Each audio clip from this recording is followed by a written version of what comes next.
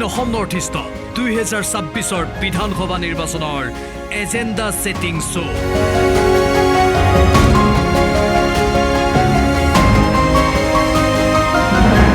কি ইছ্যুৰে নিৰ্বাচনত অৱতীৰ্ণ হ'ব বিজেপি মিত্ৰজোঁট স্পষ্ট ভাষাৰে ক'লে মুখ্যমন্ত্ৰী হিমন্ত বিশ্ব শৰ্মাই। There are lot of achievement. বহুত কথা ক'ব পাৰোঁ। আটাইতকৈ প্ৰয়োজনটো হ'ল যে মানুহৰ বিশ্বাসটো আমি ৰাখিব পাৰিলোঁ নে। আৰু মই যেতিয়া 5 বছৰ পিছতো প্ৰত্যেকখন মিটিঙত যাওঁ যে মানুহে 5 বছৰ চৰকাৰ চলোৱাৰ পিছতো 25 বছৰ MLA মন্ত্ৰী হৈ থকাৰ পিছতো মোক আজিও বিশ্বাস কৰে। উত্তৰ পূবৰ চিকেন নেকক লৈ তুৰুপৰ কি তাজ সাঁচি ৰাখিছে ভাৰতে। গৌৰৱ পত্নীক লৈ কি ক'লে মুখ্যমন্ত্ৰী হিমন্ত বিশ্ব শৰ্মা।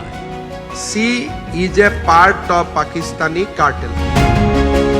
2027 চনৰ লোকপিয়লক লৈ কি আশংকা মুখ্যমন্ত্ৰী হিমন্ত বিশ্ব শৰ্মা।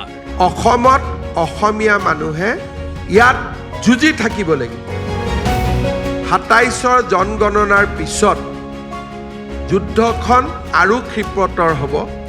আমাক ইয়াত ৰাজনৈতিক নেতৃত্ব লাগিব, যোনে কম্প্ৰমাইজ নকৰে, যোনে যুঁজি থাকিব।